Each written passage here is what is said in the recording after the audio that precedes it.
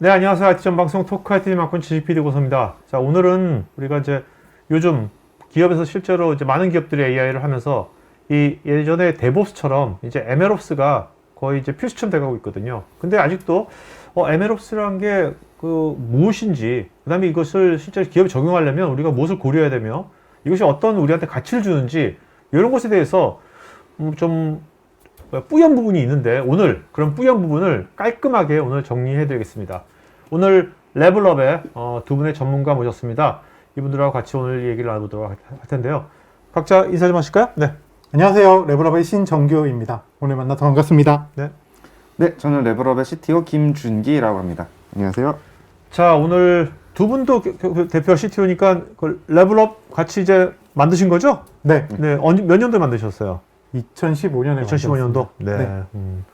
처음에 두 분이 창업하셨을 때에 생각했던, 자, 우리가 이거 만들면 세상은 이렇게 변할 거야. 네. 이런 것이 요즘 와서 지금 이제 6년? 7년째였잖아요. 네. 7년째인데 좀 비슷하게 맞아 떨어지고 있어요. 어때요?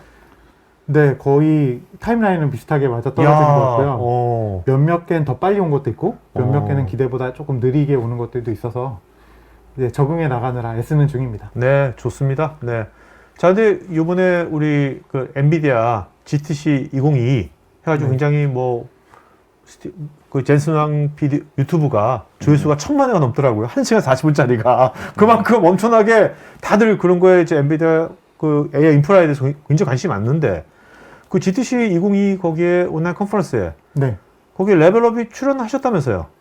준기 네, 출연하시죠? 저희가 네. 이제 MLOps 그 솔루션 파트너들이 이제 나오는 이제 패널 토크 형태의 세션이 있었고요. 거기에 저희가 이제 그 좀 모더레이터 분이 이제 미리 준비해 주신 질문 바탕으로 네네. 간단한 이제 프레젠테이션 하는 형태로 이렇게 진행을 했었고, 그래서 거기에서 이제 저희 MLOps 플랫폼이 저희 이제 고객사 중 한 곳과 어떤 식으로 이제 저희가 그 고객사에게 도움을 드리고 있는지 이런 것들을 사례 발표하는 걸 했었습니다. 그러면 이게 패널 토크라면 그 레벨업만 나온 게 아니라 네. 다른 나라에 또 유명한 또 어떤 유수의 또 MLOps 하는 전문 기업이랑 같이 했겠네요. 네, 몇 군데가 더 나왔습니다. 그 말은 그 레벨업이 엔비디아로부터 MLOps 쪽에 글로벌한 전문 기업, 전문 파트너로 인정받은 거라고 생각해도 되겠네요. 저희 같은 경우는 이제 DGX Ready 소프트웨어라고 해서 이제 엔비디아가 판매하는 이제 가장 플래그십, 가장 고성능 GPU 이제 워크스테이션하고 서버에 들어가는 이제 말하자면은 이 소프트웨어들, 이 회사들 솔루션을 우리 DGX랑 같이 쓰면 가장 잘 활용하실 수 있다라고 이제 같이 프로모션을 해주는 프로그램이 있어요. 그래서 거기 멤버로 이제 들어가 있고, 요번 GTC 2022에서는 AI Accelerated 프로그램이라고 해서 엔비디아가 이제 AI 관련 파트너사들을 다 이렇게 모은 프로그램을 새로 런칭을 했고, 거기에도 이제 멤버로 참여를 하게 됐습니다. 자, 신 대표님. 네. 이렇게 엔비디아로부터 그 레벨업에 그 MLOps가 인정받은 이유가 있을 텐데, 요새 보면 저도 보면 톡할 때도 이게 MLOps 하는 기업들이 꽤 많이 나오고 있거든요. 네. 기존에 MLOps를 방문을 만드는 기업들하고 레벨업은 차이점이 어떤 게 있을 건지 그거 좀 말씀해 주신다면. 가장 큰 차이점은요. 저희는 원천 기술을 갖고 있는 몇 안 되는 회사 중에 하나고요. 예를 들면 쿠버네티스 없이 구현을 했다거나, 그러니까 스케줄러 오케스트레이터나 운영체제 일단부터 사용자 인터페이스까지 전부 다 일어나서 자체 개발을 해서 구현하고 있는 전 세계 몇 안 되는 솔루션 회사입니다. 자, 근데 그것을 쿠버네티스 없이 자체 개발한 걸로 썼을 때 네. 어떤 이점이, 기업 입장에서 어떤 이점이 있는 거죠? 기본적으로 성능상의 이점이 굉장히 크고, 그 성능상의 이점이 사실 비용 절감하고 굉장히 직결되거든요. AI 같은 경우는 워낙 하드웨어 비용이 비싸기 때문에 네네. AI 클러스터의 성능을 약간만 올려준다고 해도 전체적인 비용은 크게 차이가 나게 됩니다. 비용상으로도 굉장히 큰 절감 효과가 있고, 그 다음에 저희는 의도한 대로 돌아가는 플랫폼이라는 게 굉장히 큰 부분입니다. 이게 말이 좀 이상하긴 한데 의도한 대로? 저희는 2015년도에 시작을 해서 굉장히 오랫동안 이 분야를 해왔어요. MLOps가 요새 유행이긴 하지만 저희 플랫폼은 MLOps에 국한된 플랫폼은 아닙니다. 훨씬 더 큰 AI의 개발부터 서비스까지 모든 것을 다 커버하는 어떤 큰 프레임워크, 메타 프레임워크라고 네네. 보시면 되고, 그러니까 데이터 전처리하는 부분도 커버하시는 거예요? 네, 그런 다양한 부분들의 여러 가지 솔루션들을 네네네. 저희 플랫폼 위에 얹어서 오케이. 가속하는 걸 지원을 하고 있고, 그렇기 때문에 일찍 시작해서 엄청나게 고생을 많이 했었고요. 그 불안정한 시대를 거쳐서 지금 이제 엔터프라이즈에서 그냥 바로 사용할 수 있고 원래 생각했던 대로 돌아가는 몇 안 되는, 전 세계적으로도 몇 안 되는 플랫폼이라고 보시면 되겠습니다. 그게 되게 중요한 포인트인데 엔터프라이즈에서는 네? 왜 엔터프라이즈에서는 안정성이 되게 중요하게 안정성하고 예측 가능해야 되지 않습니까? 기업에 네. 쓰려면 그 포인트가 되게 중요한 것 같은데 진짜. 네, 그게 굉장히 큰 포인트 어. 중에 하나이기도 합니다. 효율성과 안전성. 알겠습니다. 네. 네. 자 그러면 오늘 신 대표님께서 먼저 이제 첫 번째 세션에서 MLOps 생태계와 2020년 전망. 네, 아주 제목만 보더라도 제목은 아주 매력적인데 내용은 어떨지 한번 들어보도록 할까요? 네네. 네. 어. 그러면은 뭐 이야기를 시작하겠습니다. 네네네. 안녕하세요, 신정규입니다. 네, 뭐 몇몇 분들은 네, 전 아시는 분들도 있고 모르시는 분들도 많으시겠지만 오늘 저는 MLOps 생태계와 그 전체적인 생태계에 대해서 간단하게 다루고 그 구성 요소에 대해서 몇 가지 이야기를 해보려고 해요. 참고로 저희 회사에 대한 얘기는 제 발표에는 안 나옵니다. 그러니까 기대하지 마시고 네네. 그냥 MLOps에 대해서 개념을 잡아본다. 도대체 이게 왜 요새 이슈고 사람들이 다 MLOps를 하려고 하고 내가 필요한 것 같은 기분이 드는가에 대해서 여러분들께 간단하게 랩을 하도록 하겠습니다. 좋습니다. 네, 저는 신정규고요. 레벨업에서 백엔드.AI라는 소프트웨어를 만들고 있습니다. 그리고 구글 데벨로퍼 엑스퍼트라는 곳에서 머신러닝, 딥러닝 GD로 활동하고 있습니다. 네, 저희 회사는 계산과학 기술의 패러다임을 새로 제시하기 위해서 창업을 한 회사고요. 2015년부터 지금까지 백엔드.AI라는 제품과 그 제품을 기반으로 한 여러 응용 서비스들을 만들고 있습니다. 저 백엔드.AI 참 잘 지은 것 같아 이름이. 정말 딱 B2B에 딱 맞는 것 같아. 네. B2B 감사합니다. 하는 분들은 백엔드 딱 와닿거든요. 저게 정말 와닿는 것 같아요. 네. 백엔드.AI의 도메인이 비었었습니다. 네, 그러면 이제부터 얘기를 시작하겠습니다. 우선 저는 MLOps가 갑자기 왜 인기가 있는가? 그 다음에 MLOps의 컴포넌트, 도대체 MLOps가 뭐길래 이렇게 다른 개념처럼 소개가 되는지 간단하게 소개를 드리고, 그 다음에 이런 MLOps의 플랫폼과 운영 시스템에 대해서 소개를 드린 다음에 현재 이 시점에서 우리가 고를 수 있는 다양한 종류의 MLOps 도구들에 대해서 간단하게 스키밍을 하고 마지막으로 앞으로의 MLOps의 변화에 대해서 소개를 드려보도록 하겠습니다. 이런 스토리텔링 좋습니다. 하지만 저에게 주어진 시간이 길지 네, 않기 때문에 빨리 하도록 하겠습니다. 아야, 괜찮아요. 네. 일단 이게 이제 요번에 우분투 리눅스가 새 버전이 나와요. 22.04가 나오는데 홈페이지에 가면 첫 페이지에 리눅스에 이렇게 띄워놨어요. 왜 갑자기 리눅스 운영체제가 MLOps에 대한 얘기를 하느냐. 마찬가지로 RHEL, 레드 리눅스 홈페이지가 또 마찬가지죠. 갑자기 어느 순간부터 다들 MLOps나 AI Ready 아니면 뭐 AIOps 등을 이야기합니다. 이 시작은 사실 굉장히 역사가 오래돼요. 우버 미켈란젤로부터 시작해서 이제 구글의 텐서플로우 익스텐디드, 쿠버플로우나 MLOps라는 개념이 조금 더 명확하게 정의가 된 2020년까지 이런 흐름에 따라서 갑자기 이런 MLOps라는 이야기를 사람들이 하기 시작했어요. 지금은 굉장히 일반적으로 많이 하고 있죠. 왜 이렇게 됐을까요? 되게 단순합니다.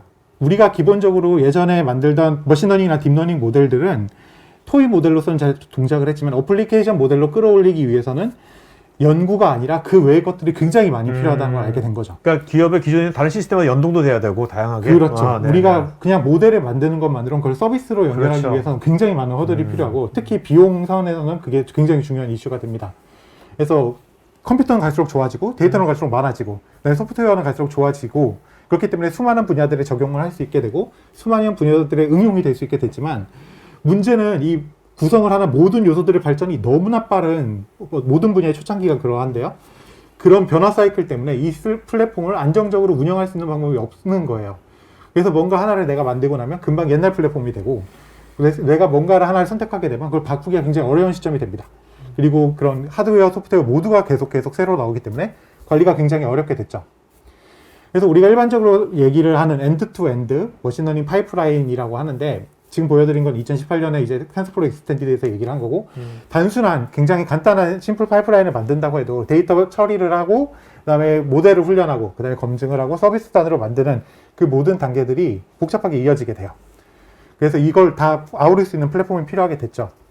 그런데 이게 기존의 플랫폼들하고 뭐가 다르냐? 첫 번째로는 파이프라인에서 요구하는 리소스의 종류들이 전부 다 다른 거예요. 이게 무슨 얘기냐면 우리가 일반적으로 웹 서비스를 만든다, 게임 서비스를 만든다. 그럼 게임 서버에 특정 역할을 하는 애들이 있고 나는 뭐 계산만 해, 아니면 나는 서비스만 해. 이런 것들이 나는 사용자 관리만 해. 이런 것들이 있는데 문제는 우리가 딥러닝이나 머신러닝이라고 부르는 건 데이터 기반의 어떤 개발이기 때문에 데이터를 전처리해야 되는 부분에서는 엄청나게 많은 CPU와 데이터 I/O를 처리해야 되고 데이터 분석할 때는 GPU가 필요하고, 그다음에 딥러닝을 훈련할 때는 비용상이나 전성비의 문제로 GPU를 사용을 해야 되고요. 그렇게 만든 모델을 서비스를 할 때는 모델 크기나 지연율에 따라서 CPU를 쓸 때도 있고 GPU를 쓸 때도 있죠. 그리고 그 과정에서 우리가 주로 전력대 성능비나 성능 자체를 달성하기 위해서 사용하는 딥러닝용 연산 가속기, GPU나 AI 칩들도 굉장히 춘추전국 시대를 맞이하고 있습니다. 그 다음에도 데이터 계속 변하잖아요. 그렇죠. 그죠? 계속 비정형형 데이터에 대한 전처리도 계속 해줘야 되고 포맷도 표준 포맷에 맞춰야 되는 그런 문제들이 생기게 되죠. 그리고 마지막으로 이런 모델을 개발하는 데 들어가는 비용이 너무나 많이 올라가고 있습니다. 뭐 2년 전에 GPT-3 같은 경우는 45억 정도가 되면 시작을 할 수가 있었고, 이제 아니 훈련 비용이 45억? 예, 한 번 훈련 비용이 45억인데 저게 최소로 잡은 거고요. 이제 작년에 발표한 구글 람다 같은 경우는 밖으로 공개는 안 됐지만 뭐 100억 이상 기본적으로 들어갈 거라고 보고, 이번 주에 공개된 구글의 차세대 모델 같은 경우는 TPU4를 버전 4를 4,000대 이상을 사용했다고 공개를 했는데, 뭐 그건 나중에 한번 계산을 해보시기 네네. 바랍니다. 네. 그래서 비용 자체가 너무나 빨리 올라가고 있어요. 그리고 이걸 돌려주는 소프트웨어 환경들을 보면은 이걸 컨테이너라고 부르는, 이건 따로 설명을 드리지 않겠습니다. 컨테이너 기반으로 어떤 워크로드를 돌리거나 VM 기반으로 돌리는 다양한 종류의 가상 환경들이 나오고 있죠. 이 둘 사이에 미묘하게 걸쳐 있는 친구들도 계속 등장을 하고 있습니다. 카타 컨테이너나 파이어크래커 같은 경우들이 해당이 되겠죠. 그 다음에 이렇게 워낙 많은 작업들을 관리를 해야 되기 때문에 이제 작업 그래프에 기반한 파이프라인이나 워크플로우 저작 도구들이 등장을 했어요. 이게 클라우드 단에도 있고 오픈소스들도 있죠. 그리고 이렇게 만든 수많은 것들을 다 이제 커버를 해서 실제로 응용을 필요로 하는 필드들이 늘어나게 됐죠. 이제 적용을 해보니까 기존 솔루션보다 더 나은 결과를 보인다거나 아니면 더 우리가 기존에 보지 못했던 뭔가 다른 결과를 볼 수 있을 거라고 기대를 하는 분야들이 계속 늘었습니다. 그리고 그 응용 폭도 단순히 서버에서의 머신러닝, 딥러닝 모델 서빙이 아니라 엣지 컴퓨팅, 그러니까 기계단에서 일어나는, 또는 클라우드와 온프레미스를 엮은 하이브리드 클라우드 단에서도 많이 적용이 필요하게 되었죠. 그래서 거대 AI 부대가부터 엣지 AI까지의 스케일 차이는 너무나 엄청나게 크기 때문에 이런 모든 것들을 아우를 수 있는 방법들도 필요하게 됐고요. 그래서 MLOps라는 개념이 나온 지는 조금 됐지만 최근에 많이 뜨고 있습니다. 사실 MLOps는 어떤 솔루션에 대한 이름이 아니에요. MLOps 솔루션이라고 부르는 거는 좀 이상하고, 우리가 일반적으로 알고 있는 DevOps 개념을 머신러닝에 특화해서 그 차이점에 특화된 어떤 개념을 MLOps라고 부릅니다. 보통 DevOps에서는 중간중간에 문제가 생기는 부분을 추적하기 위한 CI라거나 아니면 지속적으로 배포를 하기 위한 CD가 있는데, 이런 DevOps CI나 CD 플랫폼의 역사는 이제 20년 이상 됐거든요. 이런 DevOps CI/CD 파이프라인의 머신러닝 버전이라고 보시면 돼요. 그러니까 솔루션이 존재하는 건 아니고 개념이고, 뒤에서 오늘 뒤에서 설명드릴 것들은 이런 MLOps라는 누구나 머릿속에서 각자 생각하고 있는 어떤 개념을 구체화하기 위한 여러 가지 블록들에 대해서 소개를 드릴 거예요. 그리고 최근에 마케팅적으로 AIOps라는 표현을 사용하기도 해요.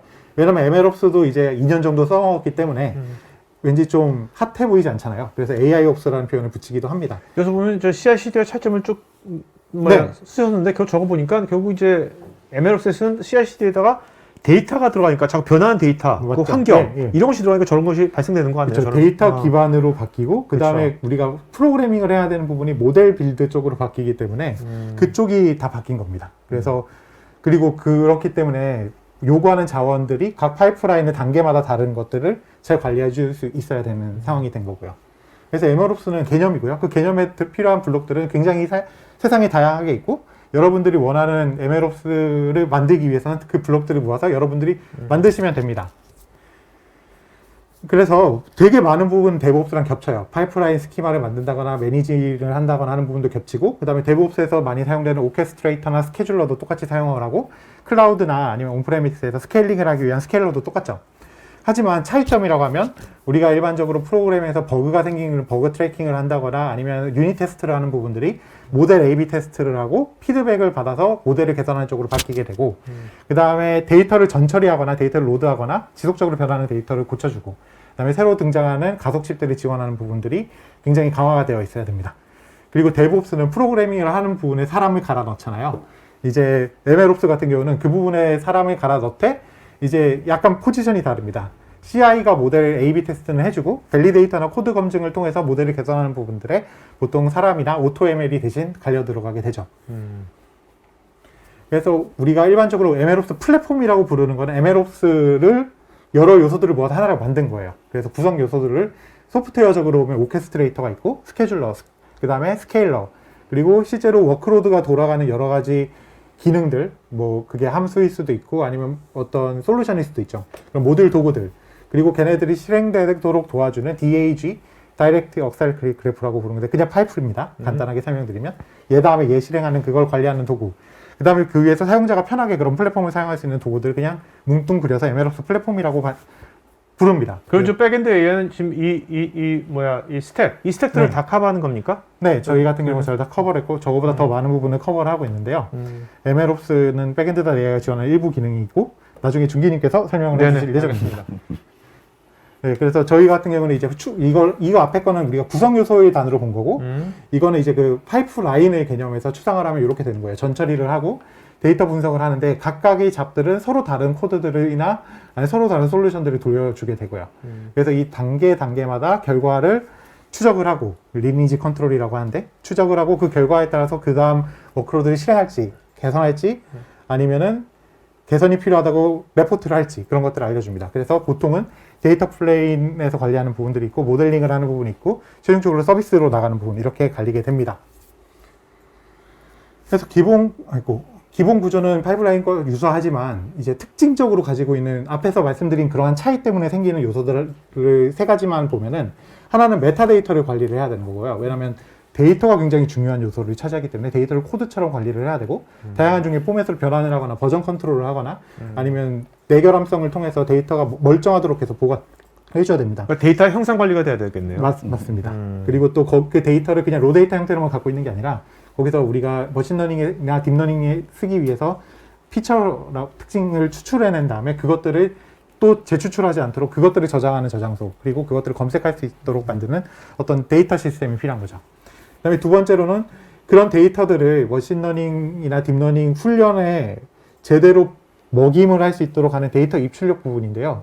그걸 위해서 이제 추가적으로 생기는 부분들은 데이터를 최대한 분산해서 처리를 하는 부분들이고요. 특히 딥러닝 같은 경우는 분산 훈련을 할 때는 각 분산 훈련하는 그 애들마다 서로 다른 데이터들이 샤딩이라는 걸 통해서 다른 데이터들을 넣어주게 되는데 그런 것들을 해주는 소프트웨어들이 필요하게 되고 그 다음에 데이터 입출력 플레인이랑 그 시스템 컨트롤 플레인 그리고 유저 컨트롤 플레인이 다 분리가 되는 경우들이 많습니다.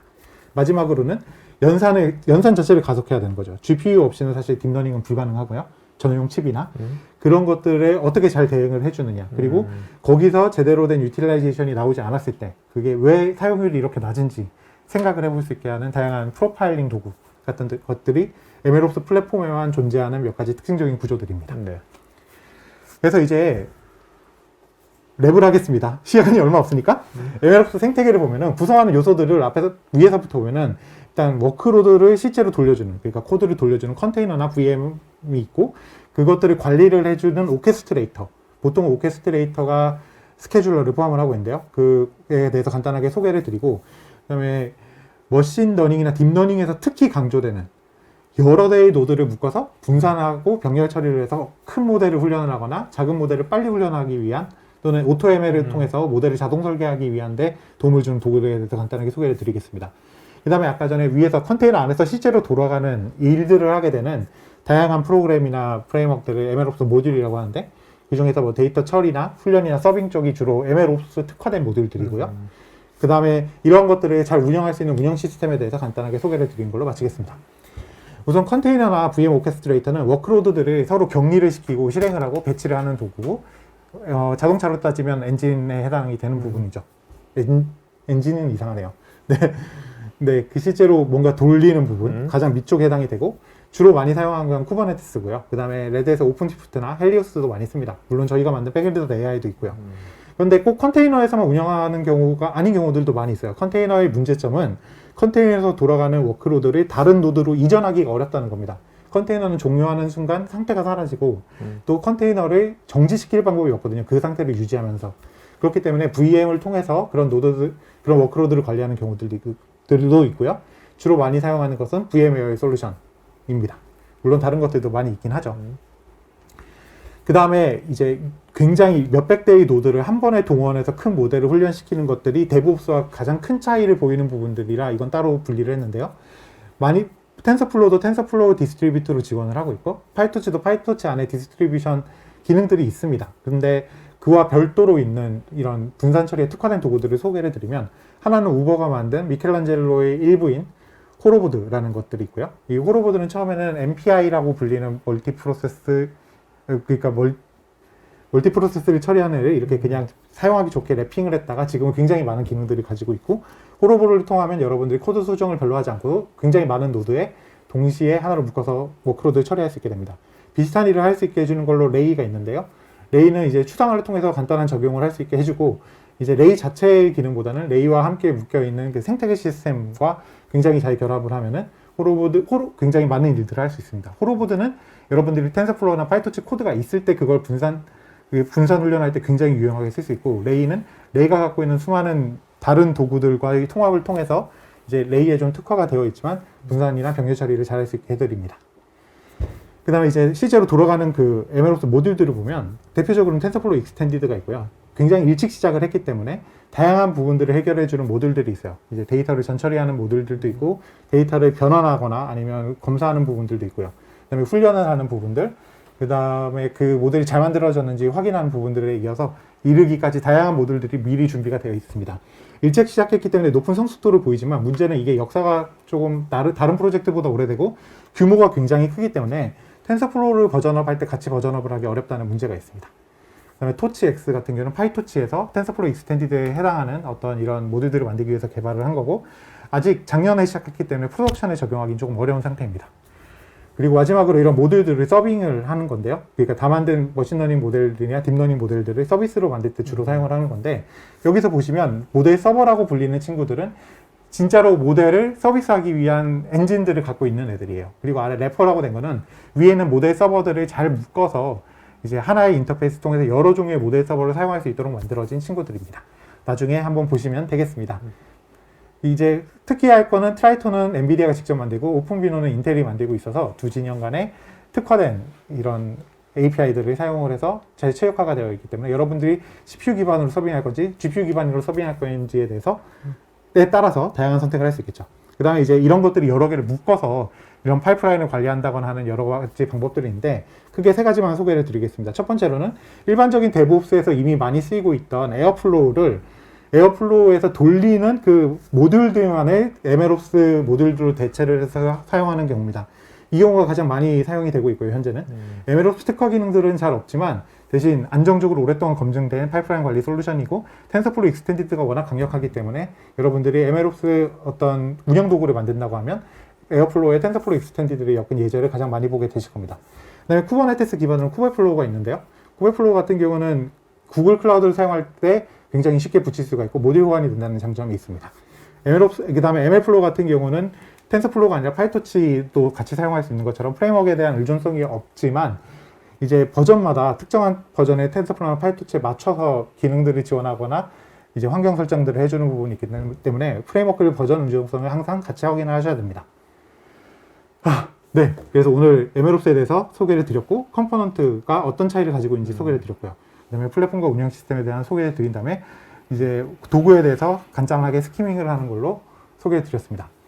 올해부터 증가하는 여러 가지 문제들이 있는데 빨리 짚고 넘어가면, 하나는 소프트웨어도 이제 레거시가 굉장히 많이 늘어나고 있고, 두 번째로는 발열 문제를 해결하기 위해서 전력대 성능비가 좋은 새로운 멀티 아키텍처들. 자, 여기서 딥러닝 소프트웨어 레거시가 늘어난다는데 딥러닝 소프트웨어 레거시란 건 어떤 걸로 의미하는 거죠? 예를 들면 텐서플로우 같은 경우에는 세 버전이 나오고, 세 개의 세 버전이 나오고 네 번째 버전이 나오게 되면은 그 전에 대한 그 지원을 끊습니다. 그러니까 네네네네. 1년 전에 만든 모델을 새로운 텐서플로우에서 돌리기가 어려운 거죠. 예를 들면 2.3 버전을 2.7에서 돌릴 수가 없습니다. 그런 것들이 계속 누적이 되죠. 네, 그 다음에 세 번째 같은 경우는 이제 계속 새로운 칩들이 나온다는 문제가 있고, 마지막으로는 실제로 우리가 어떤 엣지 디바이스들에 적용을 하는 문제들이 계속 대두할 것이고요. 엣지 디바이스는 가격의 저렴함을 유지하기 위해서 불안정성을 감내하는 시장이기 때문에 거기에 어떻게 MLOps를 도입할 것인가가 큰 과제가 될 것으로 봅니다.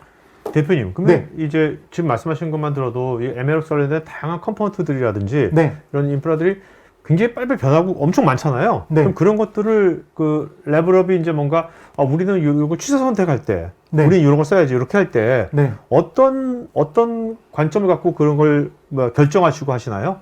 엄청 많은 두 선택지가 가지 많은데. 관점인데 네. 저희가 원래는 3년 전에 자체적으로 MLOps 플랫폼을 만들었었어요. 만들다가 창고에 넣어둔 게 우리 걸 교육하는 것보다 기존에 알려진 새로 나오는 그런 에어플로우라거나 아니면 뭐 ML플로우 같은 플랫폼을 우리 플랫폼 위에서 돌려줄 수 있게 하면 되지 않을까? 라는 관점으로 좀 바꿔서 접근을 해서 지금까지 왔거든요. 네네. 그래서 아까 앞에서 보셨던 ML플로우의 버전 의존성 같은 경우는 저희 플랫폼 위에서는 여러 버전의 ML플로우를 같이 운영을 할 수 있습니다. 플랫폼 위에서 새로운 버전이 나오면 그 버전에 맞는 ML플로우를 바로 운영을 할 수 있고 이런 식으로 운영을 하게 되어서 아까 베타적인 관계가 아니라 이 저희 생태계 안에서 ML플로우나 뭐 에어플로우 같은 것들을 같이 사용을 할 수 있게 도와드리죠. 그 다음에 또 오늘 준기님께서 설명을 드리겠지만 저희가 자체적으로 예전에 한번 좀 가만히 놔뒀던 MLOps 프로젝트를 이제 재작년, 작년 조금씩 손을 대다가 본격적으로 이제 되살리고 이제 충분히 시장이 필요로 하는 시점이 됐다고 해서 개발을 하고 있고요. 아마 뒷부분의 소개는 거기에 관련된 내용일 겁니다. 알겠습니다. 자, 그러면 이제 두 번 세션, 김시토님 자료. 자, 이제 김준기 시토님, 네. 네, 그럼 이제 이어받아서 네, 진행하도록 하겠습니다. 네, 그래서 이번 세션에서는 백엔드.ai 자체에 대해서 저희가 좀 더 솔루션에 대한 개요를 좀 설명을 드리고 저희가 지금 앞에 정규님께서 이야기해 주셨던 저희가 자체적으로 개발한 MLOps 기능에 대해서 어떤 구조로 만들었는지 그리고 이것도 어떤 식으로 지금 개발이 되고 있는지 간단한 시연 데모를 보실 거고요. 그 다음에 이제 저희가 기존의 생태계와 이제 인티그레이션을 위해서 가장 대표적으로 많이 쓰이는 에어플로우와 이제 어떤 식으로 결합을 하는 그런 옵션들을 제공하는지 그리고 저희가 최근에 개발한 이제 확장 방식에 대해서 간단하게 데모를 하도록 하겠습니다. 먼저 백엔드.ai에 대해서 소개를 드릴게요. 그래서 저희가 이제 레벨업이라는 회사가 백엔드.ai를 이제 주력 제품으로 개발을 하고 있는 회사고 기본적으로는 AI 프레임워크들을 위한 엔터프라이즈 레벨의 클러스터 백엔드다. 이게 굉장히 말이 긴데요. AI 프레임워크는 이제 뭐 텐서플로우, 파이토치 등등등 이제 잘 아시는 그것들이고 엔터프라이즈라는 거는 저희가 이미 많은 기업들에 공급을 해서 안정성과 성능을 검증을 받았다라는 걸로 보시면 되고 클러스터라는 거는 많은 컴퓨터들을 관리를 해주겠다. 특히 GPU에 특화해서 관리를 해주겠다. 이런 뜻으로 보시면 되겠습니다. 그래서 저희가 이제 기술적으로 갖고 있는 그 특장점이라고 한다면은 GPU를 컨테이너 레벨에서 분할 가상화를 해주고 할당하는 그런 기술이 있고 또 이제 작은 스케일에서부터 굉장히 큰 스케일에 이르기까지 다양한 그 레벨의 자원 확장이라든지 자원 정책 기능 이런 뭐 다양한 사용자 뭐 프로젝트 구분 기능 이런 것들이 이제 있다고 보시면 되겠고요. 그다음에 MLOps 같은 경우도 아까 얘기하신 것처럼 기존에 있는 툴들을 저희 거 위에서 유연하게 돌려주는 부분, 그다음에 기존에 있는 툴들의 백엔드로서 백엔드.ai 클러스터를 어태치할 수 있는 기능 이런 것들을 이제 제공을 하고 있습니다. 그래서 저희의 이제 기술적인 장점은 특히 이제 분산 컴퓨팅이라든지 고밀도, 고집적 컴퓨팅이라는 게 이제 AI 워크로드의 가장 큰 특징입니다. 그래서 우리가 이제 클라우드에서 대규모로 마이크로 서비스를 돌린다라고 하면은 어떻게 보면은 굉장히 상대적으로 작은 덩어리의 프로그램을 굉장히 많은 노드에 흩뿌려 가지고 얘네들이 어떤 일관된 스테이트나 어떤 스케일링 규모를 유지하게 하는 그런 목적으로 엔지니어링을 하게 되는데 백엔드.ai 같은 경우는 굉장히 막 A100 같은 굉장히 막 비싼 1000만 원이 넘어가는 그런 GPU가 뭐 8개, 16개 막 이렇게 들어가 있는 노드들을 수십 대씩 굉장히 고밀도로 구축을 했을 때 그 안에서 서로 다른 사용자들의 워크로드를 충돌하지 않고 돌아가게 만드는데 이제 포커스를 하고 있다. 그렇게 차이를 보시면 되겠습니다. 그래서 저희가 이제 지원하는 주요 사용 시나리오는 뭐 GPU 클러스터를 구축한다던가 아까 얘기했던 뭐 이런 엔비디아 이제 DGX 같은 굉장히 고성능 플랫폼을 이제 공유를 한다던가 그다음에 또 클라우드로 네트워크를 통해서 동적으로 용량을 확장한다던가 이런 시나리오들을 지원하고 있고요. 저희의 이제 플랫폼의 전반적인 구조를 보시게 되면 앞단에 이제 사용자분들이 계시고 그다음에 이제 그 사용자들이 실제 저희 시스템하고 상호작용하기 위한 다양한 이제 컴포넌트들이 있습니다. 뭐 UI 관련된 거, 그다음에 애플리케이션 스토리지 프락시 이런 것들이 있고요. 그다음에 이제 매니저라는 것이 이제 기본적으로 스케줄러나 오케스트레이터의 역할을 하는 이제 그런 핵심적인 매니저 프로그램이라고 보시면 되고 그다음에 각자 이제 GPU가 실제 있는 연산 노드에 에이전트라는 작은 프로그램이 깔려서 컨테이너 레벨의 어떤 제어라든지 모니터링 이런 것들을 하게 됩니다. 그래서 저희가 이제 이 백엔드.ai를 통해서 주로 제안을 하고 있는 부분, 아까도 이제 처음 시작할 때 간단하게 설명을 해주셨지만 비용 절감, 성능 이런 부분을 저희가 가장 크게 강조를 하고 있고요.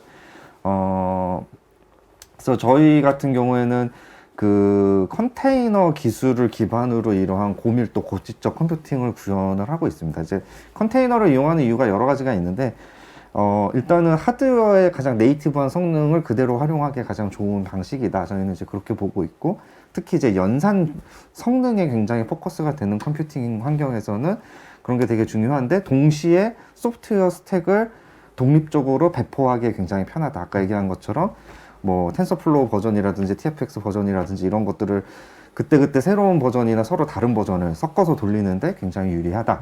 이제 그런 장점이 있어서 선택을 했고, 그 과정에서 이제 컨테이너가 사실은 좀 최근에 등장한 기술이다 보니까 시스템 레벨에서 어떤 자원 제약, 예를 들면 내가 뭐 이 노드에는 CPU가 64개가 있지만 그 중에 8개만 할당해서 돌릴 거야. 이런 걸 했을 때 컨테이너 안에서 이런 것들이 잘 지켜지지 않는 여러 가지 기술적인 좀 그런 함정들이 있어요. 그래서 그런 것들을 저희가 오랜 기간의 이제 개발과 연구 과정을 통해서 그런 것들을 다 커버할 수 있는 그런 프레임워크를 개발을 했습니다.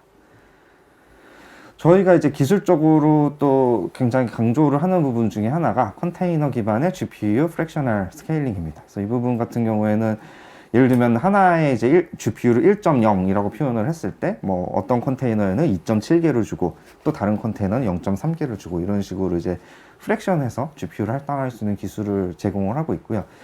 이게 이제 여러 가지 사용 케이스가 있습니다. 보통 뭐 예를 들면 벌트 같은 그런 대규모의 트레이닝을 한다 그럴 땐 사실 굳이 쪼개서 돌리기보다는 여러 개의 GPU를 묶어서 이제 분산 처리를 하는 형태로 가게 되고요.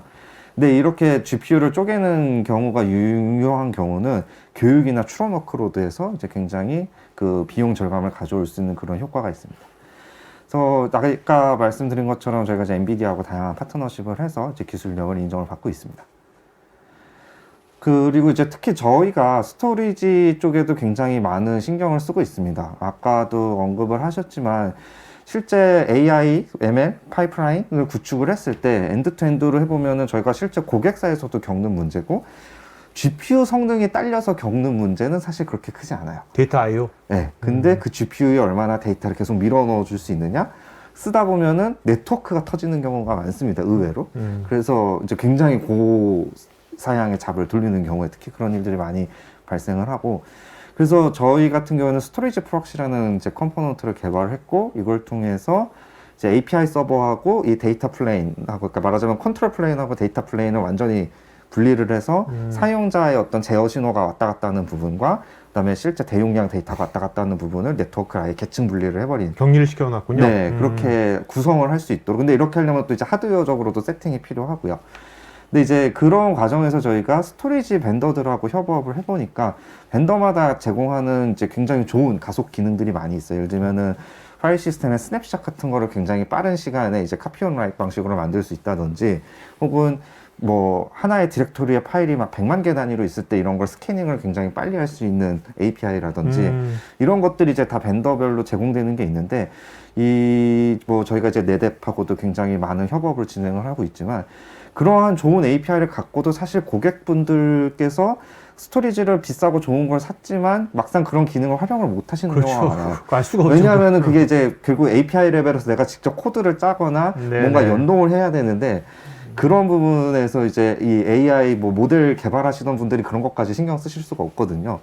그래서 저희 같은 경우는 그런 거를 백엔드 AI를 중간에 딱 끼워 넣으면은 그런 뭐 네뎁에서 제공한 온탭 API라든지 퍼포먼스 매트릭이라든지 이런 것들이 다시 시스템에 자동으로 인티그레이션이 되는 이제 그런 것들을 제공을 하고 있습니다. 그래서 이제 저희 그 백엔드 AI UI에 대해서는 저희가 간단하게 스크린샷 기반의 데모로 좀 진행을 하려고 하는데요. 먼저 저희 백엔드 AI 클러스터나 클라우드에 처음 로그인을 하시면 이런 화면을 보게 됩니다. 그래서 여러분의 이제 계정에 할당된 자원량, 그 다음에 실제 내가 그 중에서 얼만큼의 자원을 사용하고 있는지 이런 것들을 보실 수가 있고, 그 다음에 이제 연산 세션을 실제 생성하게 되면은 이런 식으로 내가 어떠한 그 개발 환경을 쓸 건지, 뭐 텐서플로우 뭐 버전 몇을 쓸 건지 이런 것들을 고를 수 있는 화면이 제공이 되고, 이렇게 실행을 하면은 그래서 이제 뭐 환경 변수라든지 이런 다양한 컨피그레이션을 설정하실 수가 있고, 그 다음에 이제 데이터 폴더라고 해서 저희가 이런 스토리지에 저장되어 있는 사용자별 공간들을 할당해서 이제 컨테이너의 볼륨 형태로 마운트를 해주는 그런 기능들이 있습니다. 그리고 이제 자원량 같은 경우는 아까 이제 보신 것처럼 뭐 CPU, GPU, 메모리 이런 것들을 뭐 프랙셔널하게 할당을 해서 쓰실 수가 있고요. 그다음에 이제 클러스터 세션이라고 해서 분산 처리를 하는 경우에 이러한 세션들을 뭐 예를 들면 2개, 컨테이너로 2개, 3개, 4개, 8개 이런 식으로 복제해 가지고 돌리는 경우에 자원량 같은 것들을 직관적으로 확인을 하실 수가 있습니다. 그래서 이 클러스터 세션 기능을 쓰시게 되면은 예를 들면은 그 뭐 내가 DGX 노드가 10개가 있고 각각의 GPU가 8장씩 있어서 총 80 GPU가 있는데 그 중에서 뭐 40 GPU를 나눠서 돌리겠다 이런 것들을 이제 그냥 클릭 한 번에 해서 자동으로 분산된 컨테이너로 이루어진 세션을 만들어 줍니다.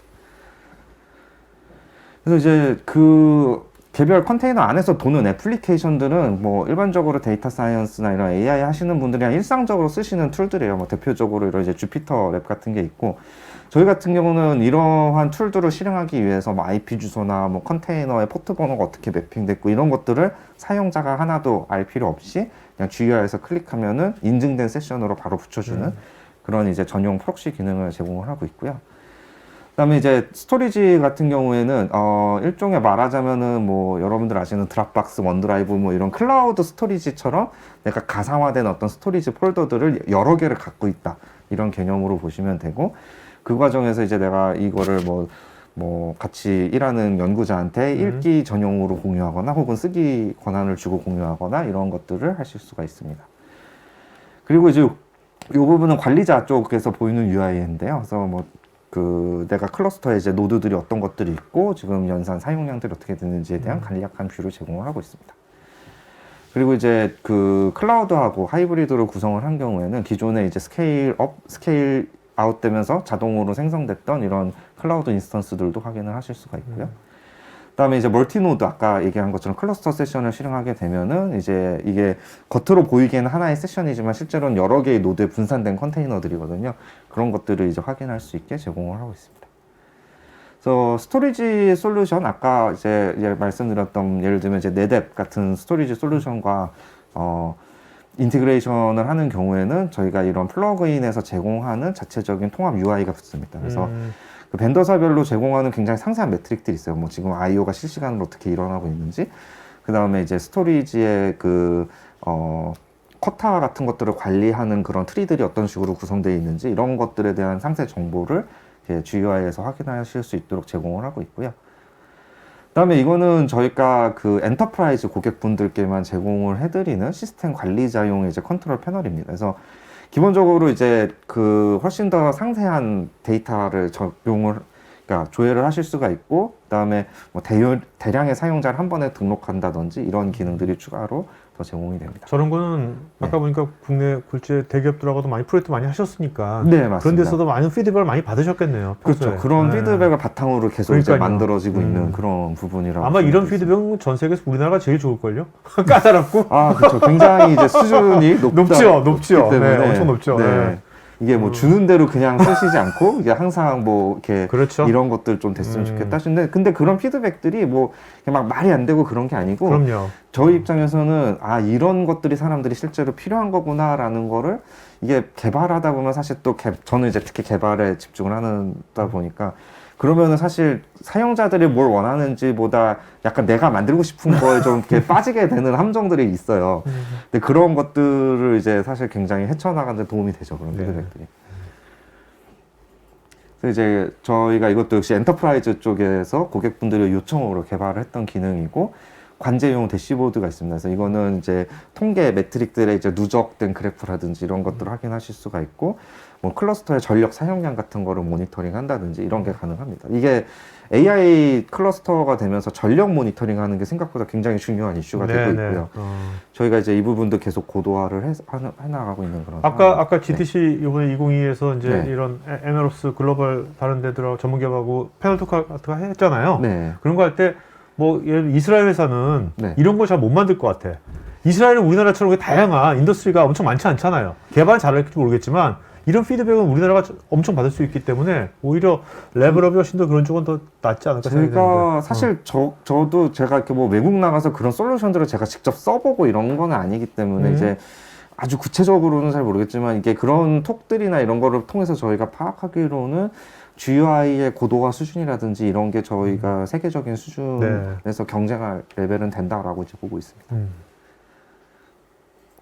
네, 뭐 이런 상세 모니터링들이 좀 더 제공이 되고요.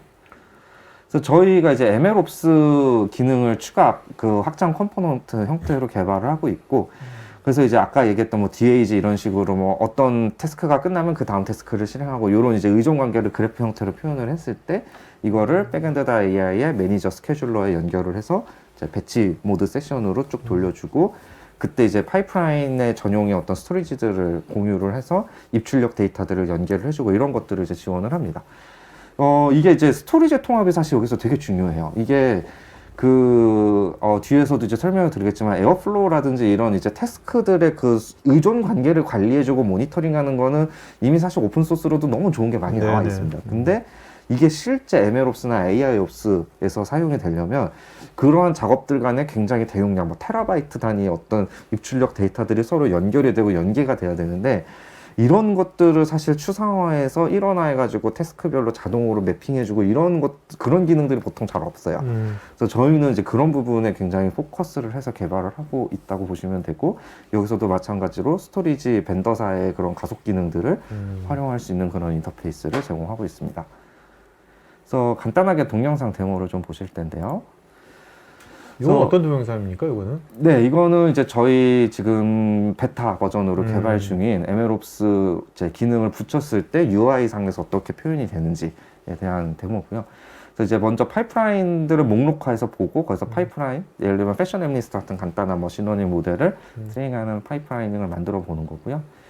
그래서 파이프라인을 이렇게 만들고, 그 다음에 기본으로 사용할 환경이라든지 기본 이 파이프라인에서 공유될 기본 이제 리소스 자원량, 그 다음에 전체적으로 사용할 이제 데이터 폴더 같은 거 지정을 하고, 그 다음에 이제 태스크들을 생성을 하게 됩니다.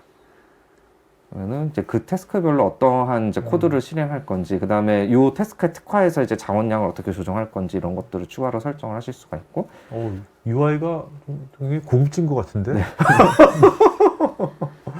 저희가 사실 이 UI 자체는 꽤 오래전부터 있었는데 요번에 이제 많이 좀 업그레이드를 했고요. 그래서 이런 식으로 이제 그래프 형태로, 그다음에 입력, 출력 같은 것들을 연결해서 이렇게 하실 수가 있습니다.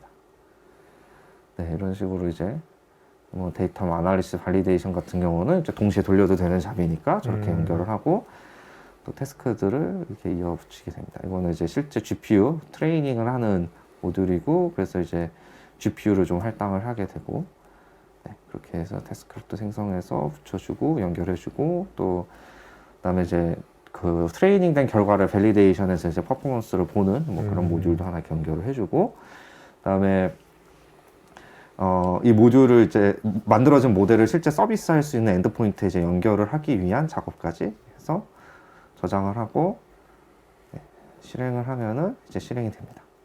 그래서 이제 이런 식으로 자동으로 이름이 붙는데 이렇게 실행을 하실 수가 있고요. 그러면은 이제 저 파이프라인에 이제 그 야물 형태로 지금 빠르게 잠깐 지나갔는데, 이 파이프라인들이 이제 추상화가 되고, 좀 보시면 저렇게 작업들이 순서대로 자동으로 앞에 거 끝나면 다음 게 이어서 실행이 되고, 뭐 이런 것들을 확인하실 수가 있습니다.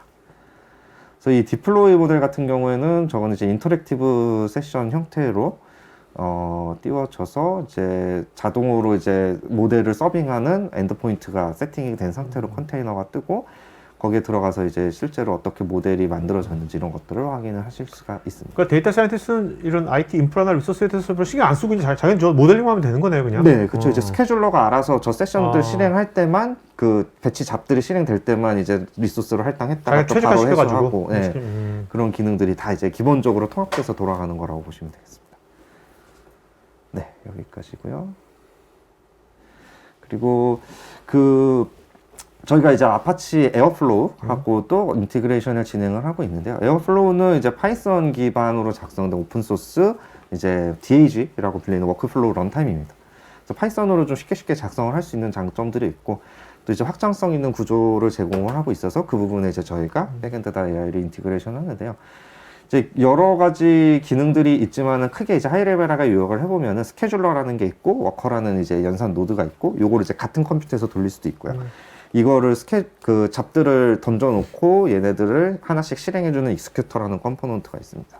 그래서 이런 부분들을 이제 다 확장할 수 있는 인터페이스를 제공을 하는데요. 저희가 이제 개발을 하고 있는 거는 저 태스크라는 형태로 이제 오퍼레이터 센서 훅이라고 이렇게 구성되어 있는 그런 컴포넌트들을 확장해서 백엔드.ai 세션을 대신 붙일 수 있는 이제 그런 걸 개발을 하고 있고요.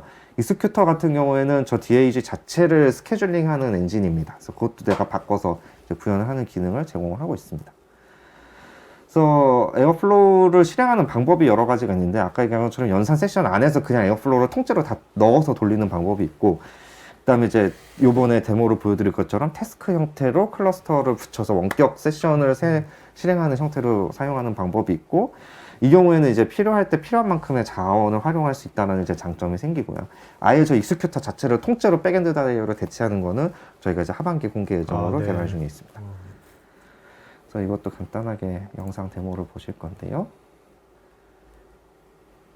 그래서 에어플로우를 이제 스탠드얼론 모드로 자체적인 그냥 웹서버로 실행을 해서 이제 UI를 열면 이렇게 쭉 뷰가 보이게 되고요. 그래서 이제 백엔드.ai용으로 미리 컨피그레이션을 해놓은 이제 백엔드.ai 오퍼레이터를 사용해서 구성해놓은 이제 그 워크플로우를 동작시키는 장면입니다. 네. 그래서 뭐 이렇게 터미널에 쭉 로그 나오고 이제 백엔드 저렇게 실행을 해놓은 상태에서 백엔드.ai의 CLI 명령어로 어떤 잡이 지금 실행 중인지를 모니터링을 해보면 이제 여기서 지정한 대로 첫 번째 잡이 실행이 되는 거를 보실 수가 있고 저 잡에 이제 의존이 걸려 있는 잡이 또 세 가지가 있는데 그 세 가지 잡들이 이제 또 그 다음으로 이어서 계속 실행이 되는 거로 확인을 하실 수가 있습니다. 네. 그래서 잡에 대한 이제 상세한 정보 같은 것도 확인이 되고요. 그래서 이제 그 다음 단계 도는 걸 보시면 세 개의 잡이 추가가 돼서 또 계속 돌고 있고 이런 것들을 확인하실 수가 있고요.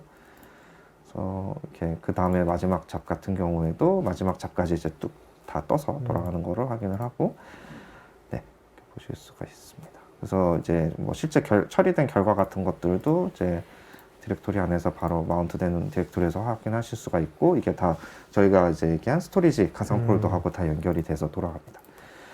그래서 네, 이런 식으로 이제 로그라든지 실행 과정 같은 것도 이제 사후에 다 확인을 하실 수 있도록 제공하고 있습니다. 네.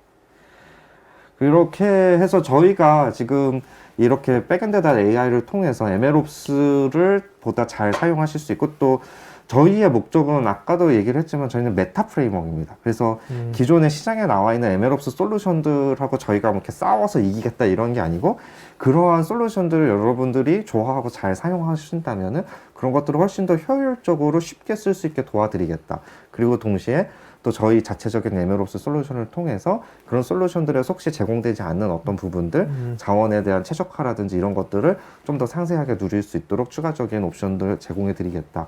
이런 개념으로 보시면 될 것 같고. 이렇게 쭉 들어보니까 네. 이게 그 백엔드.ai가 네. 메타 프레임이랬잖아요. 네. MLOps 메타 프레임이고 이 위에 다양한 이제 MLOps의 컴포넌트들하고 네.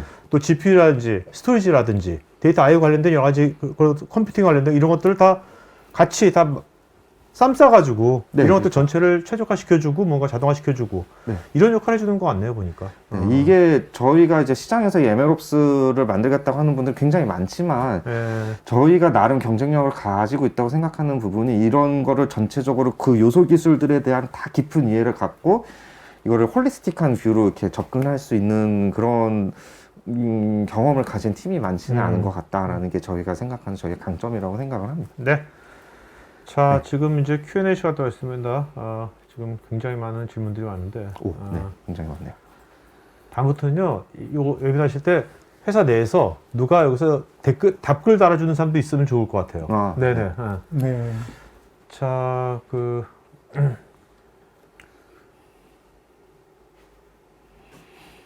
그리고 말미에 제가 언급을 하다가 빼먹었는데 또 저희가 다음 주에 네네, 여기. AI 엑스포에서 이제 부스도 합니다. 그래서 그 수목금 코엑스에 오셔서 또 이제 현장에서 직접 데모를 시연해 보시거나 네네. 좀 더 자세하게 이제 알아보고 싶으신 분들은 또 이렇게 방문해 주시면 부스가 있는 거죠? 네, 여기? 맞습니다. 네네. 여기 두 분 더 계실 거예요, 여기 부스에? 저희도 네? 가끔 가고 네네. 이제 네. 계속 멤버들이 상주할 예정입니다. 네. 네. 자, 이제 여러분 설문조사하고 있으니까요. 설문에 또 자세한 구체적인 자료 요청이라든지 상담 이런 거는 설문에 자세하게 해주면 좋을 것 같습니다. 질문이 너무 많은데요. 예, 자, 뭐부터 이영준님은 다이어그램의 컨커런시 같은 경우 최종 결과에 대한 베리피케이션은 어떻게 하는 어떻게 하는지요? 현재로서는 수동밖에는 방법이 없을 것 같은데. 우선 그 베리피케이션 하는 노드를 하나 붙이는 게 가장 간단한 접근 방법이겠죠? 네. 네.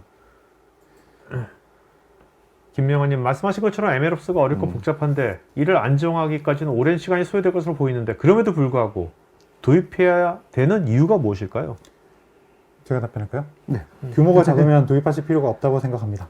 네. 네, 그렇지만 만약 이제 여러분들이 AI를 전문으로 담당하는 팀이 있고 그 팀이 연구팀과 프로덕션 팀으로 분리가 되는 시점에서는 MLOps의 도움이 필요하실 거예요. 왜냐하면 두 팀의 언어가 너무 다르고 그냥 일반적으로 소통하는 언어가 너무 다르고 그 다음에 우리가 프로덕션에서 서비스를 하기 위한 요소 기술들과 그 다음에 연구와 모델링을 하기 위한 기술들이 너무나 다른데 그분들이 하나의 하드웨어팜을 공유하게 되실 거거든요. 그렇기 때문에 MLOps가 아까 앞에서 말씀드린 것처럼 단순히 파이프라인을 관리하는 기능들 말고 예를 들면 유저를 관리를 해준다거나 그룹 단위의 어떤 정책을 관리한다거나 이런 여러 가지 부가적인 기능들이 또 있어요. 네네. 없는 툴들도 있고 있는 툴들인데 그래서 이제 팀이 커지고 어떤 딥러닝 기반의 서비스를 하게 된다면 결국 MLOps가 필요한 시점이 오실 거라고 생각을 합니다. 네, 알겠습니다. 성격이 다른 사람이 같이 협업을 하기 위해 필요하다고 네네네. 보시면 되겠습니다. 윤성호님, DevOps에서 CI/CD 파이프라인을 제공했다면 MLOps는 CI/CD에 CT, CS가 포함하여 지원하는 것이고 백엔드.ai는 이거 플러스 GPU 자원과 스토리지 자원을 효과적으로 관리할 수 있는 플랫폼 서비스라 이해하면 되는 것인지요? 네, 뭐 맞습니다. 네, 너무 잘 설명해 주셨네요. 네네. 네. 이승우님은 백엔드.ai를 도입할 때 운영 조직은 어떻게 하는 게 좋을까요? 기존 부서에서 해도 무리가 없는지 아니면 MLOps 담당 부서를 따로 운영하는 게 좋을지. 케이스마다 다른 것 같은데요. 음. 보통 그 리소스 관리하는 팀에서 같이 교육을 받으신 후에 그냥 그대로 운영하시는 경우들이 대부분이고 또 팀이 좀 규모가 작은 경우에는 AI 연구자분들이 직접 관리할 수 있을 정도로도 자동화가 많이 되어 있습니다. 이영준님은 모델의 최종 산출물이 야물이라는 말씀인 것인지. 컨피그가 네네네. 야물입니다. 컨피그가 야물. 그러니까 중간에 네네. 파이프라인의 구조를 우리가 지금 GUI로 만드는 것만 보여드렸잖아요. 네. 만약 여러분들이 VI나 텍스트나 뭐 이런 데 더 익숙하시다면 야물 파일 형태로 그 파이프라인 자체의 스키마를 직접 타이핑으로 만드실 수도 있습니다. 네, 그걸 뭐 공유하거나 버전 네네네. 관리하는 용도로 네. 쓰실 오케이. 수 있고요. 박한주님, 기존의 AI 컴퓨팅 자원을 쿠버네티스 서비스하고 있는데 연계 효율성 강화할 수 있는 방법이 있을까요? 이거는 굉장히 범위가 넓은 질문인데요.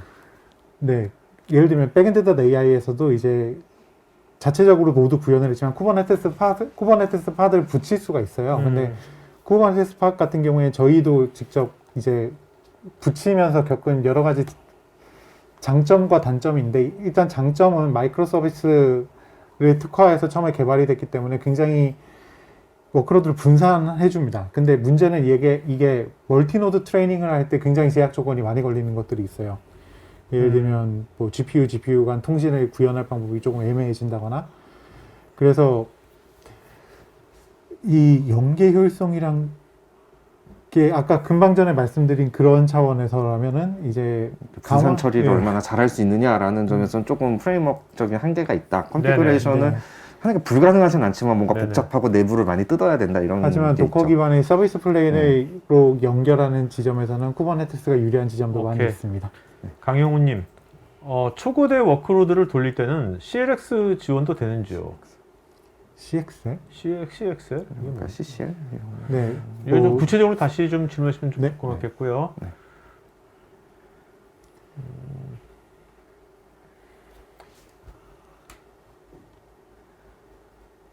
이민수님은 그 이제 올해 아니면 내년도 새롭게 업데이트하실 레벨업의 뭐 네. 솔루션의 방향성 이런 건 뭔지.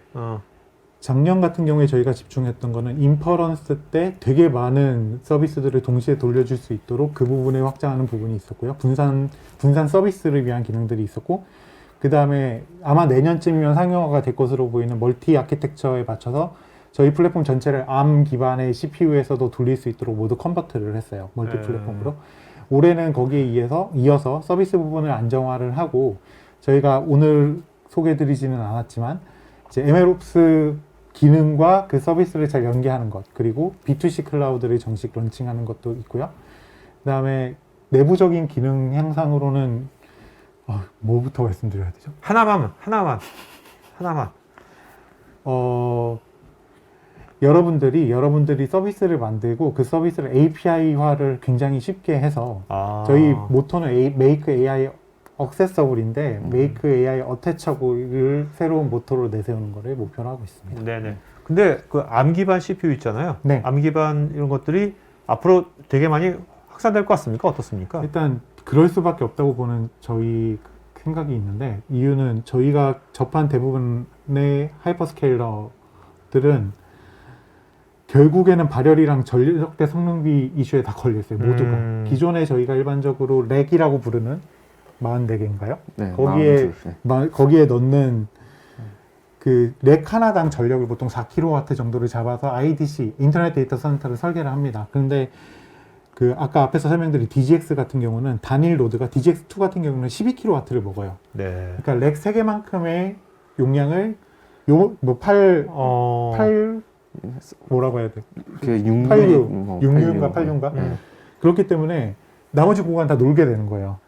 그럼 두 가지 방법이 있는데 하나는 그 렉 자체에 전원을 많이 들어가게 만들어서 집적을 많이 시키거나 아니면 이 노드가 먹는 전원을 줄여야 되는 거죠. 근데 렉을 전기를 많이 넣으면 발열 문제가 생깁니다. 무조건. 그쵸. 그리고 전력 공사 문제도 당연히 생기고요.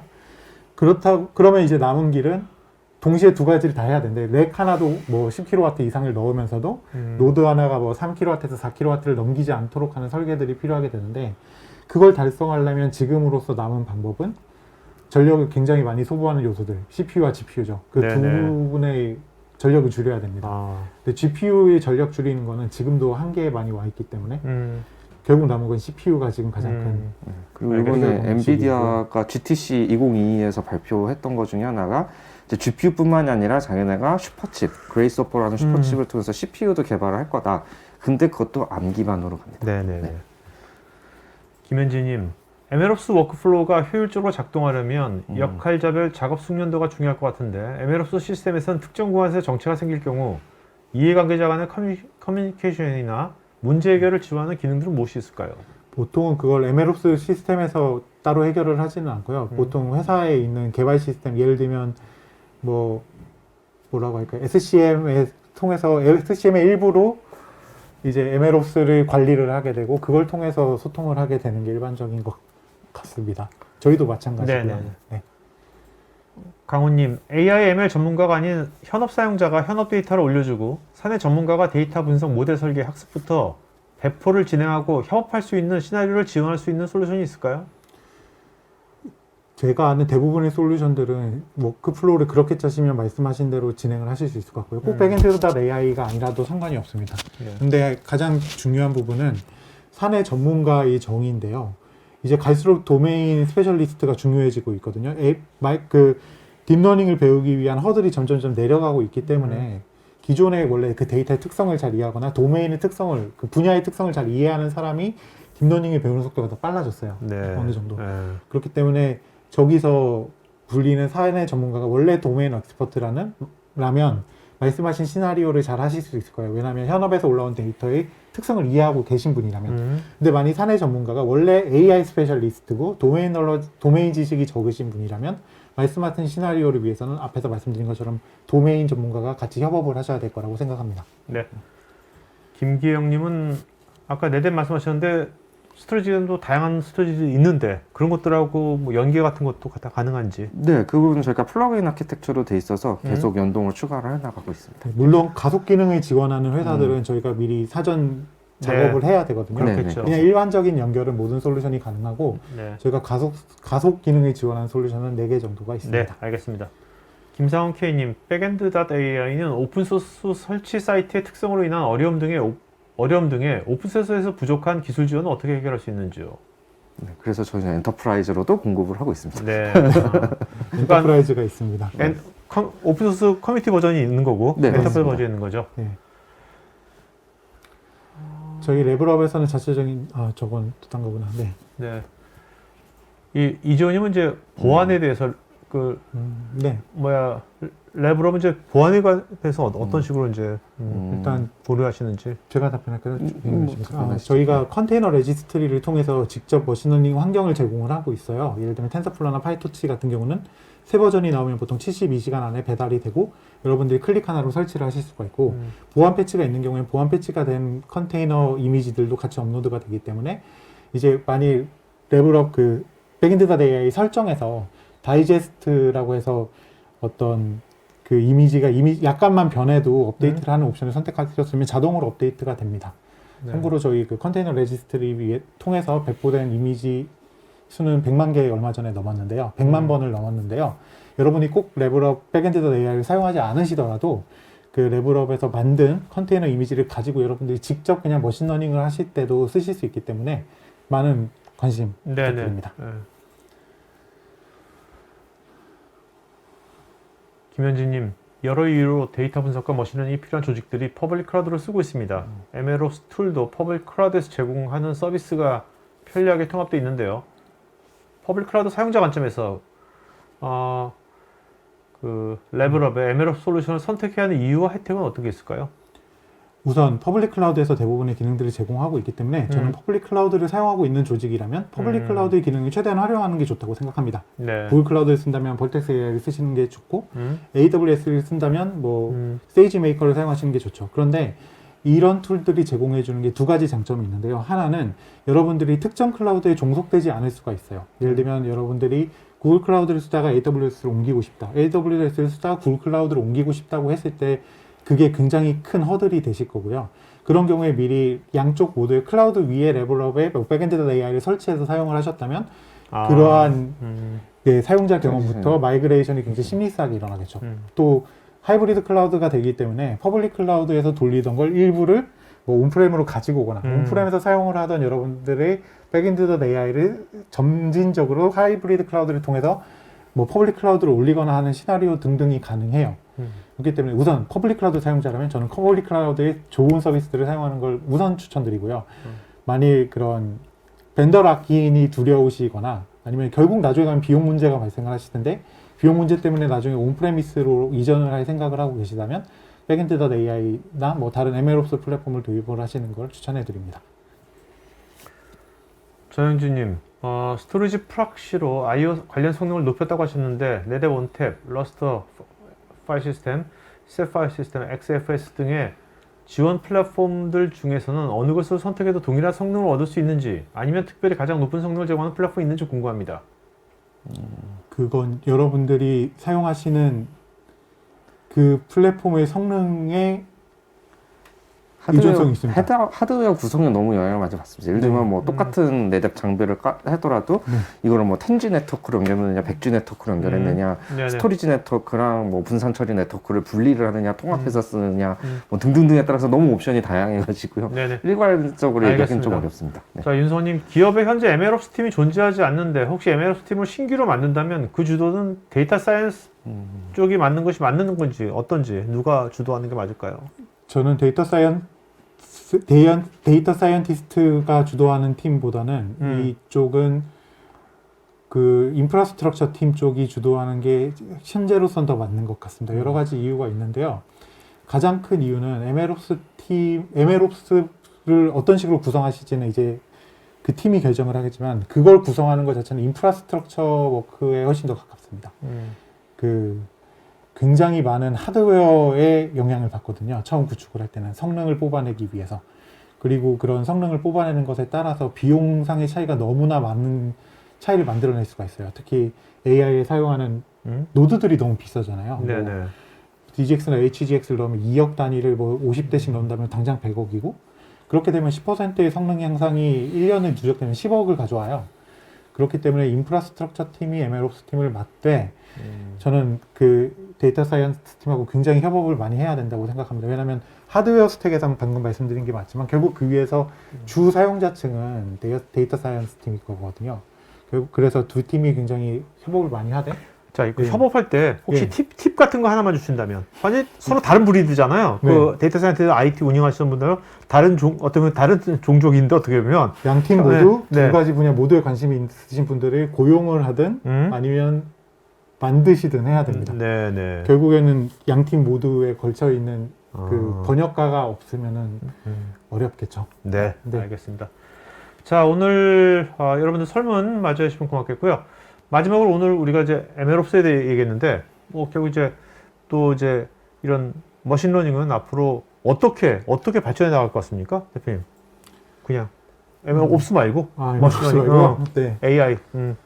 AI 자체는 규모는 계속 커지고 있는 하이퍼스케일 AI의 트렌드는 당분간 지속될 거라고 보고요. 어쩔 수 없는 게 기존에 저희가 AI에 대해서 가지고 있던 환상들을 해결해 주는 것은 현재 하이퍼스케일 AI들이에요.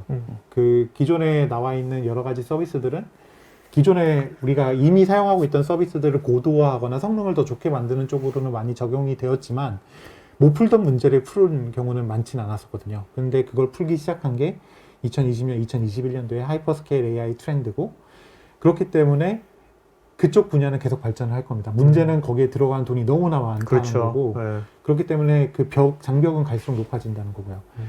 하지만 그래도 이건 그냥 제 생각입니다. 네네네네. 웬만한 대기업들은 일단 하이퍼스케일 AI에 도전을 다 할 거라고 생각을 합니다.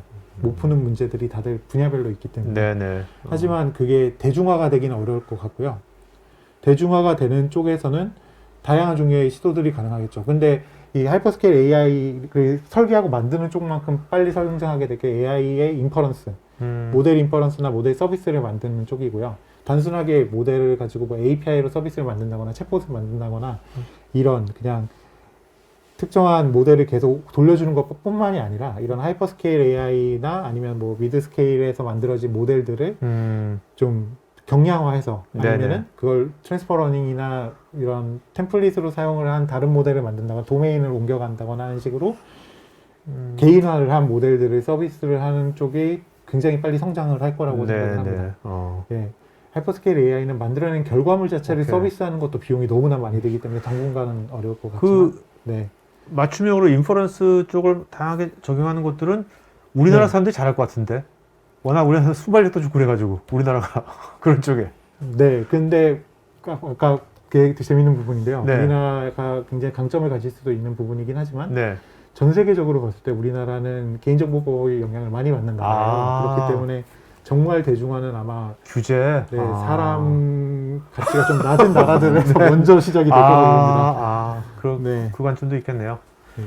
자, 두 분 그래도 시청자분께 마지막 한 말씀 좀 맞추는 거 할까요? 네. 네, 오늘 굉장히 급하게 랩을 했는데요. 사실 더 많은 내용들과 더 깊은 내용들을 전달해 드릴 수 있으면 좋았겠지만 오늘 한정된 시간 안에 재미있는 이야기를 이렇게 할 수 있어서 저는 재미있었습니다. 네네네. 그리고 여러분들께 좀 많은 도움이 되고 키워드나 인사이트를 많이 얻으셨으면 합니다. 네. 감사합니다. 네, 뭐 저도 오늘 이렇게 발표할 수 있는 시간이 있어서 너무 좋았고요. 이렇게 해서 이제 저희도 계속 이렇게 제품을 개선해 나가고 있는 모습을 또 보여드릴 수 있는 기회도 됐고, 또 이렇게 궁금한 부분들 굉장히 지금 많은 분들이 너무 열심히 질문해 주셔서 미처 다 답변을 못 드리고 있는데 이렇게 많은 관심 보여주셔서 너무 감사합니다. 네. 자, 오늘 방송에서 마치겠고 여러분들 아까 언제라고 했죠? 이게 다음 주 수목. 네, 다음 주 수목에 코엑스에서 여러분들 여기 보면 3층에 인공지능 대전이 있는데 여기 레벨업이 실제로 부스까지 있다고 하니까 관심 있는 분들은 다음 주 수요일에서 금요일 사이에 방문해 주시면 좋을 것 같아요. 그럼 실제로 데모도 다 볼 수 있겠죠. 그죠? 네, 네, 오늘 궁금한 것들 자세히 물어보면 좋을 것 같습니다. 자, 오늘 방송에서 마치겠습니다. 고맙습니다. 네, 고맙습니다. IT 전문 방송 토크IT에서 테크 분야별로 짧고 진한 시리즈 영상들을 편하게 골라서 보실 수 있습니다. 구글이나 네이버에서 한글로 토크IT 치시거나 토크IT.tv 사이트로 오시면 됩니다.